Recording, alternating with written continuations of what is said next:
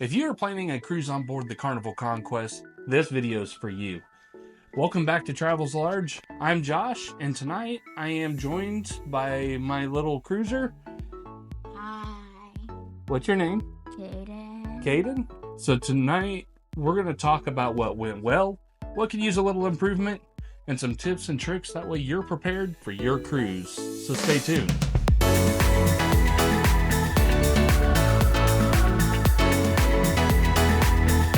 A little bit about the Carnival Conquest. The Carnival Conquest fits just a little bit over 2,900 passengers and it first set sail in 2002. So do you think it's a little bit of older of a ship? It's like a bajillion years old. There's rust at our window. Let's start off with the boarding process. We got on the Carnival Conquest in Miami, Florida. We went out of, I believe it is Terminal B. For this cruise, I would have to say it went pretty quick. Would you? We didn't have to stand in line for a long time. Everything kind of went smooth. What do you mean we don't have to stand? We get on? Yeah, not terribly long. Yeah. So the security lines moved fast. The longest part was just the check-in process. But once that was done, it was like go through security. We were next in security by the time we got there. And our boarding time was by 10:30, and we were on the ship probably easily by that, I would have to say. Boarding process went really well.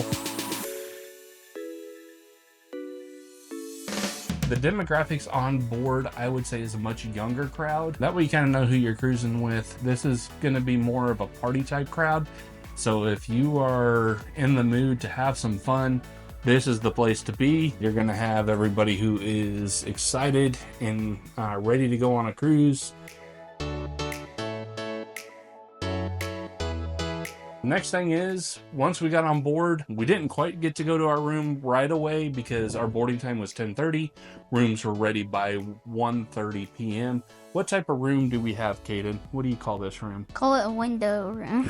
An ocean view room, maybe? We have a view of the ocean. Yeah. We have an ocean view room, which the nice thing here on board the Carnival Conquest, our room is set up much like a balcony room in its design. They didn't put the bed against the window. This room is almost the same size as a balcony, just minus the balcony. The shower and the toilet and everything is the same size as any other room. Shower has no door, so There be careful when showering. There is no door on the shower, so water will get everywhere. Mm-hmm. So lay down a towel, that way you don't slip or fall. You don't want that. You have a couch, as you can see, which is wonderful. That way you have a place to either sit or sleep. It can be made into a bed. So you can fit about 3 people in this room. This room does not have a drop-down bed from the ceiling, but it does have a queen-size bed that will split into 2, and then the couch here that can sleep somebody as well. Just move these off of it, and you got more space.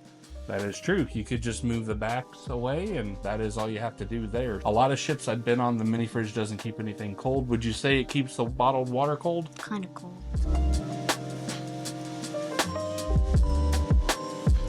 So the dining on board, one thing I enjoy about Carnival is the amount of options they have, especially the complimentary options. There's a lot of cruises that don't have the options that Carnival does. You have the buffet, the main dining room, Guy's Burger. Depends on Pizza Pirate. You do have the Pizza Pirate, that is correct. The Blue Iguana Cantina. You have the barbecue place. So you have lots of options on board for complimentary dining, which I think is wonderful. That way you are not just stuck with one dining place.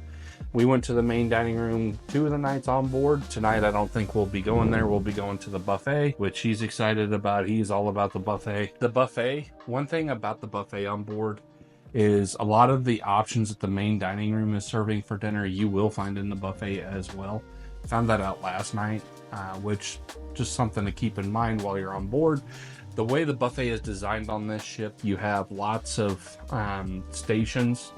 So there's options to kind of spread everybody out. That way not everybody's rushing for the same space. What's your favorite food in the buffet? Food in the morning is cottage cheese. They do have really good cottage cheese. They also have really good ice cream too. For instance, Guy's Burger Joint, another option for dining on board, totally complimentary. They serve up to like 1,000 cheeseburgers a day, which is insane to me. but they have a couple different options for those cheeseburgers, and those are available usually from around 11 a.m. to about 5 or 6 p.m. Every day that you're on board. Another great place to eat is the Blue Iguana Cantina. They have tacos and burritos. One thing, they have breakfast burritos, so that is available to you. Another nice thing is there are several ice cream machines on board with several different flavors of ice cream. What's your favorite flavor of ice cream, Caden? Chocolate. Chocolate? Do they have good chocolate? Good deal. So you have those options on board as well. The main dining room, one thing about the main dining room on board, they have lots of options there as far as dining for the little ones. They have things like pizza, cheese pizza, pepperoni pizza, peanut butter and jelly, chicken nuggets, mac and cheese, just to name a few options for your junior cruisers. Outside of that, they've had prime rib and things like that. The specialty dining, we did not partake in any specialty dining restaurants on board this ship. However, there is a couple options. There's a steakhouse, there's the seafood place, and the chef's table. Those are all available, and I've heard good things about those. The entertainment on board, usually we try to go to a comedy show. However, unfortunately, we have not made it to the comedy shows or any of the theater shows on this cruise, but we have done the Build-A-Bear. Caden, can you talk a little bit about your Build-A-Bear experience?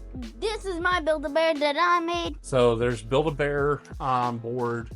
The bears, typically, I heard a lot of people were kind of in the $45 range for those, but that is a fun activity for the junior cruisers on board that is available to them. Of course, they have trivia, board games, all sorts of different games available to you on board the Carnival Conquest.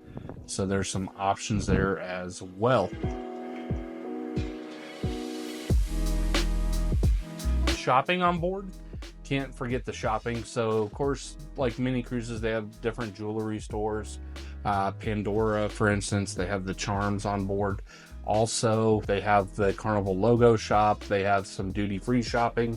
If you want to get a deal on some cigarettes or alcohol, you can do that as well. One place Caden liked was the candy store on board. They had like Lego brick gummies or building brick gummies. Lego, I guess, is a trademark. They were really, really tasty. They were really tasty? Yeah, what do you think about them? I thought they were tasty. I like the blue ones. Yeah, I know. Definitely had lots of options for shopping on board. That way you could get some trinkets and gifts for those back home. As we wrap up what is his 11th cruise, my 23rd cruise, we would like to talk about what went well, what could use a little improvement, and some tips and tricks for your next cruise. So what I think went well is always the staff go above and beyond. They are great on board. They went out of their way to help no matter what it might be. A few things that could have went better, in my opinion. I mean, the ship is older. There's some areas that are lacking on maintenance. They've been working on replacing some of the deck wood now since we've got on the ship. That is one thing Caden has noticed. That's one thing I've noticed. There's some rust, some areas like that. But it is an older ship. It's been sailing for 22 years now, so it's getting towards the end of its career. It is a great size ship for 3 to 4 night sailings. It's not overwhelming. You're not going to get terribly lost on this ship. It is a little weird designs when you go down to deck 3 and deck 4 when you're trying to get from one side to another. But outside of that, it is a pretty well laid out ship. And some tips and tricks is I didn't get the internet package. However, I noticed iMessage works on board. So if you want to message people back home who have iPhones, you can do that on board without buying the Wi-Fi package. And then another tip I would say is if you want to skip the main dining room, but you still want some of that food, go up to the buffet. They have that available for you up there as well. One thing that's cool is the Halloween theme for the sailing. It's one thing that's kind of intriguing and kind of brings a little bit of, I don't know, character to the ship. If you found any of this information helpful, definitely hit that subscribe button, because in a small world, travel's large. Good night.